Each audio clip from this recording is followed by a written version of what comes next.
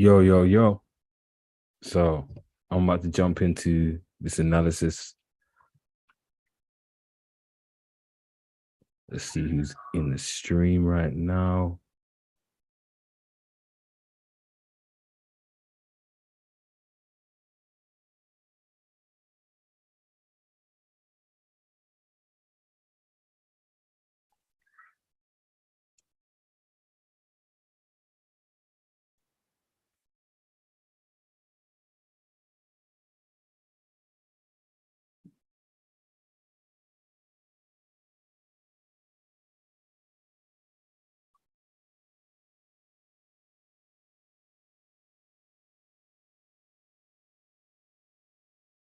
Okay. We've had about 10 minutes. Let me just get straight into it. Ba-da-dum.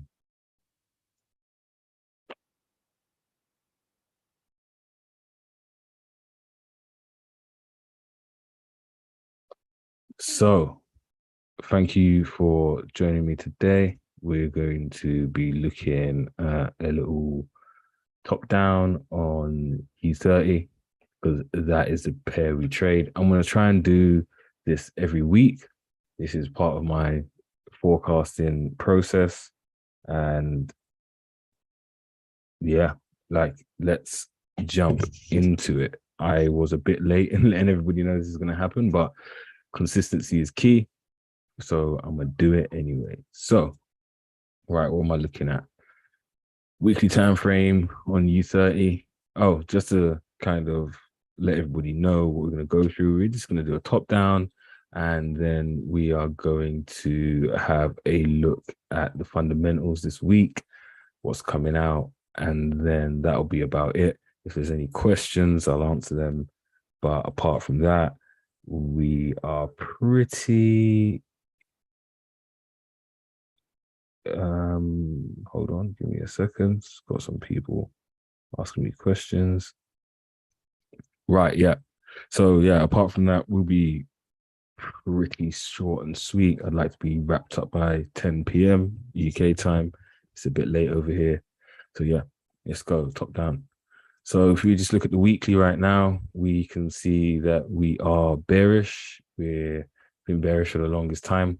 However, last week we could start to see a solid reaction from the initial V shape on the weekly, and we now had a V, strong wick rejection here and a bullish week as we trade further up into this supply. Now, this has been mitigated.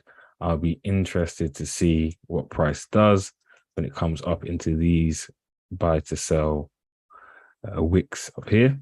Now, I'm just going to pull this out. Just like to give myself some space for my analysis. Let's put a month in. So where are we? 24th of July. Oh, I haven't traded in a while. I've been taking a break from trading. I don't know if everyone's seen. I've obviously released my Notion journaling system. And yeah, the response has been really nice. Appreciate everybody that has sent kind words, and also especially people that's purchased.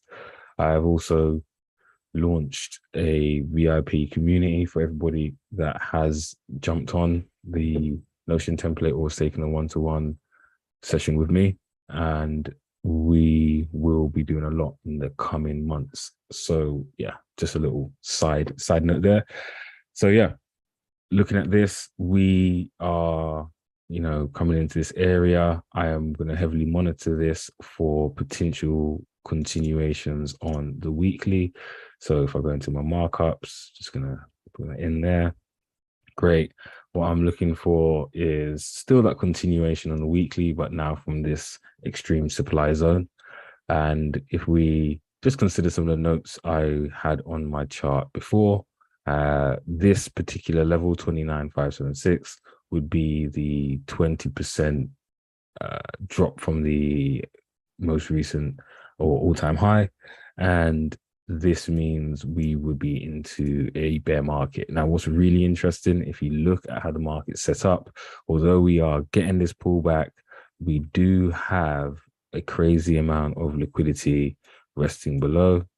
And if I just want to draw this out here, we've got liquidity resting right here, equal lows at this level, which is very, very, very interesting and will be a target at some point, especially if we turn bearish here.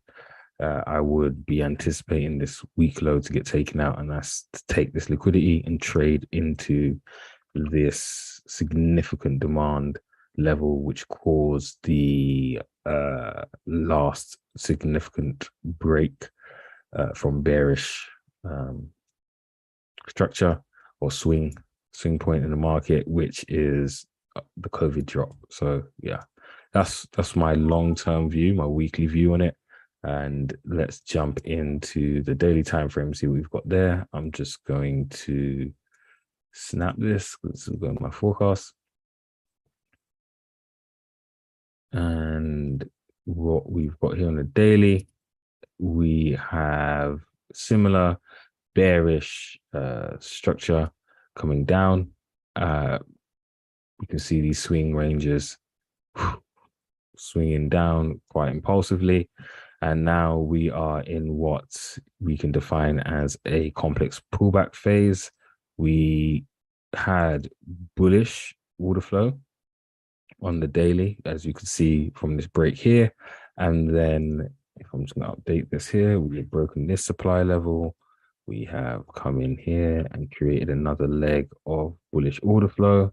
And now what I'll be looking for the stretches out, where are we? 8th of August, stretch out a week in the 15th. Just give myself some space. And as you can see here, this is that weekly level refined into the daily, refined into the daily supply zone. And right, got some questions flying in here. So we want to know about where order flow is in high time frame. So yeah, I'll just explain that a bit in a second. So just sticking on, the swing ranges and, POIs and how I see this potentially playing out is there we've started to make bullish order flow on the way up, and above these highs, we have liquidity that hasn't been taken. So you can see there's a beautiful trend line here, and this, in my eyes, makes this high weak.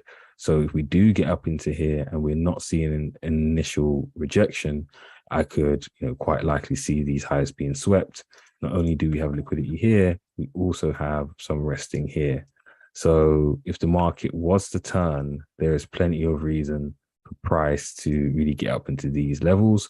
But again, I'm not trying to look that far ahead. I would like to see what price does here to essentially, continue the bearish swing range.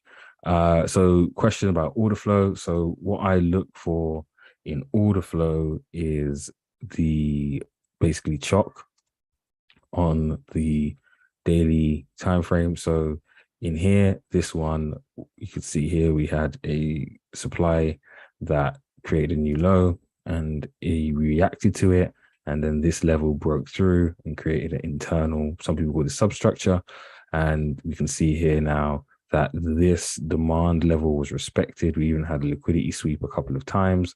It swept liquidity here, it swept liquidity here, and then it took off. And now this range, I would be looking at this as a significant demand level, which it has mitigated here. But as you can see on the daily, you can mitigate demand levels a few times. So don't be surprised if it, came back down, built, and then went again. And for that reason, I'm going to kind of drag that out here as a potential place to get a reaction from. And that's kind of my view on the daily. I'm just going to add a couple of markups for my forecast. Got a B to C pull back phase happening here. So this is complex.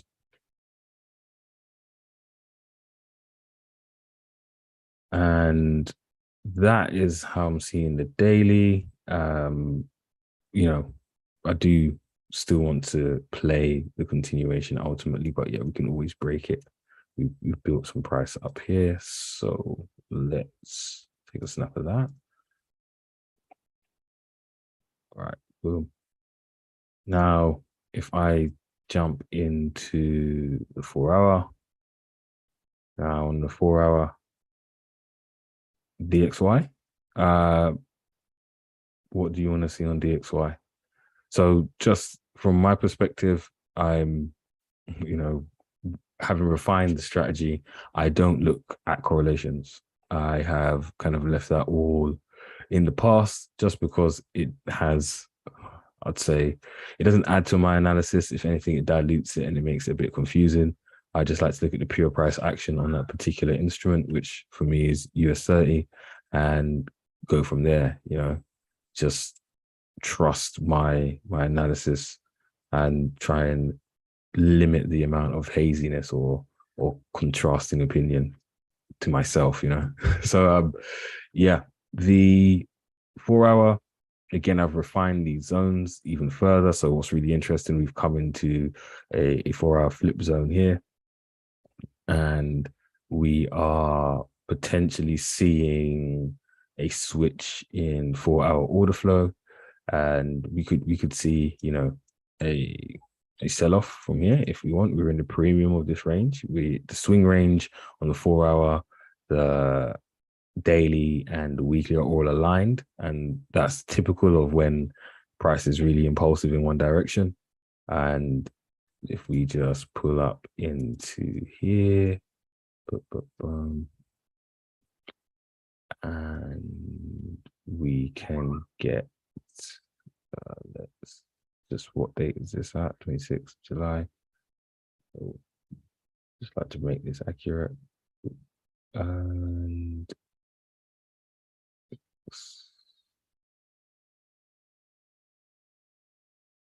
that out to like the 2nd of August. Yeah, that's all right. Let's just have space for my analysis to take place. Put that out here. So we could still trade higher into this intraday 4 hour swing range. And we are currently here. Put out these demand levels.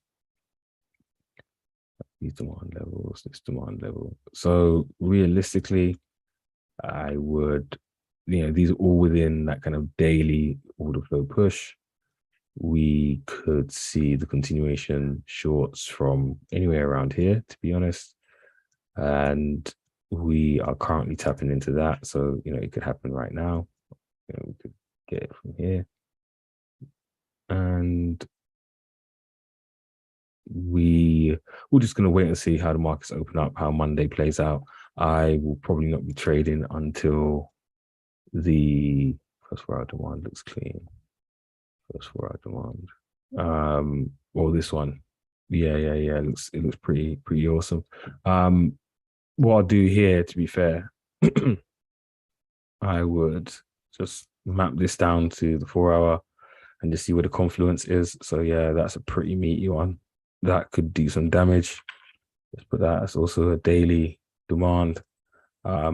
So really, talking about that daily being mitigated a few times, it could really just trade deeper into here, give us a shock on even the 4 hour, definitely on a 15-minute, and we could be changing character back up into here. So we just hide that for now. I know that we'll have that confluence on the daily. These are also daily zones. Just make that accurate. Daily.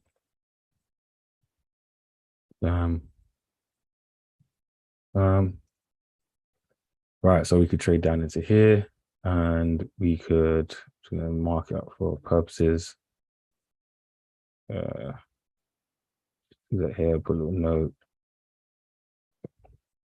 We would see a reaction here to respect the semi capitals.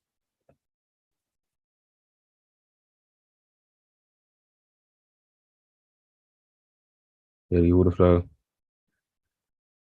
And yeah, this is kind of what I'm seeing on the 4 hour. I'm not going to stress it too much more. I like when all the time frames are aligned because the picture is pretty clear. We're waiting for all the same things. Jump into here. And then let's jump into some lower time frame. see what has been going on in the 15.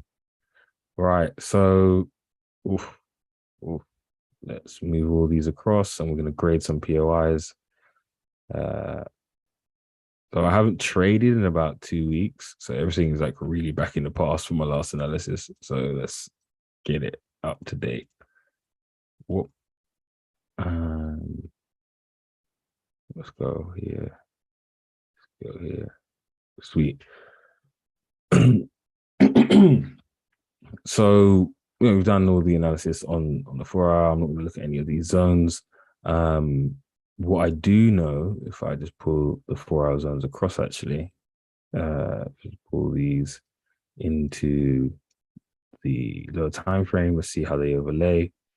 So, but one of them. What's the second one? The second that needs to come across as well. Let's see what that is. Yep, as I suspected. So what I'm going to do is just update the tag here. 1 day, 4 hour. 1 second, getting a call here. Right. You know what? There's no music. I apologize, guys, because I hate working in silence, but it's going to be tricky to put it on right now. But next time there'll be music. Hate my own voice just echoing. So right. So this I like to update my POI so I know what the confluence is. And this is also a daily one. But this is just a 4 hour one that didn't have a daily confluence. So we've really tapped into this, kind of tapped into it, but we can definitely come to it again. Let's go to visibility, take this off some minutes, clean it up a bit. And let's have a look at what's going on. What is really going on? What?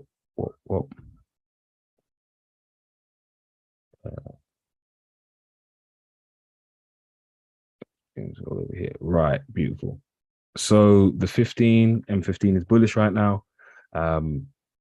Pretty clear to see. I have a couple of POIs that I'm liking. I've got this buy sell to buy wicks here, and then the sell to buy candle here. We barely kind of tapped into it, so I do imagine we can come back down into it again.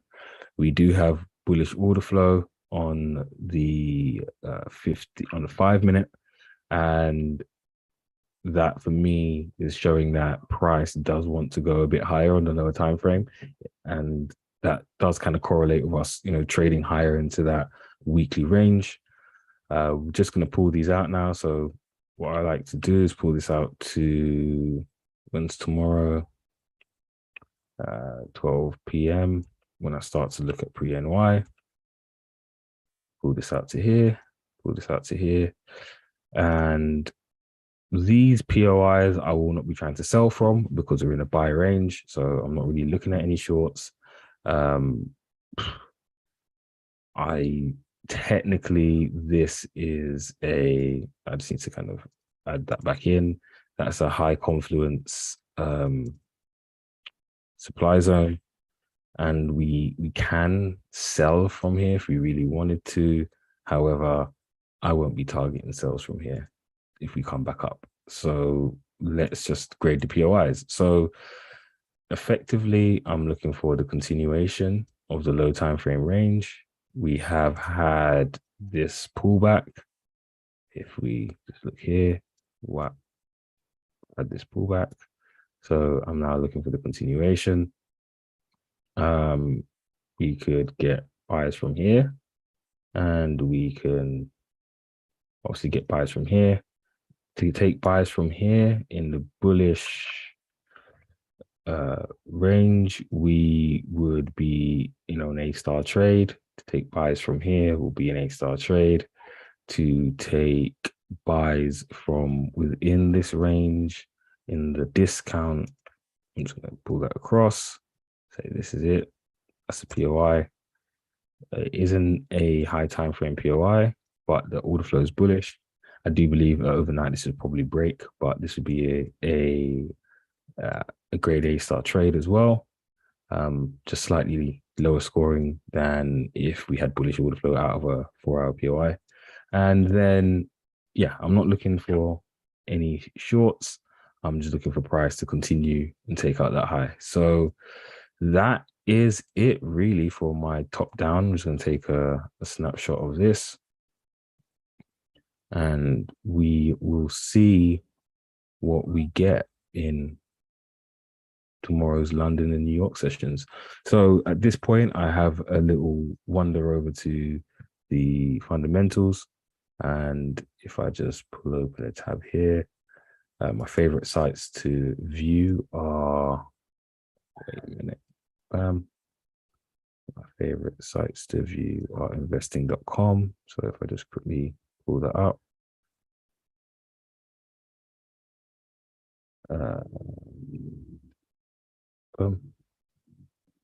accept. So in here, we've got investing.com, and things that I check are obviously economic calendar. So I'll pull that open in the tab, and then they have a very good article to see if it's been posted.